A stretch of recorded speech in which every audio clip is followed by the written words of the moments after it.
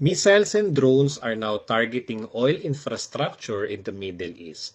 Saudi Arabia says it intercepted 6 drones targeting the Sheba oil field. That's important because Sheba is a major oil production site. And when energy infrastructure becomes a target, markets start paying attention immediately. This isn't just a geopolitical headline anymore. It's a potential energy supply risk.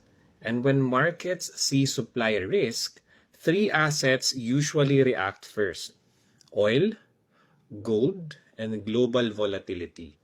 Because energy disruptions can quickly push oil prices higher, and higher oil feeds directly into global inflation.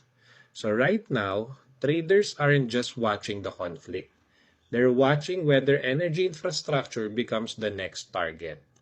Missiles hitting oil infrastructure don't just change geopolitics, they change global markets.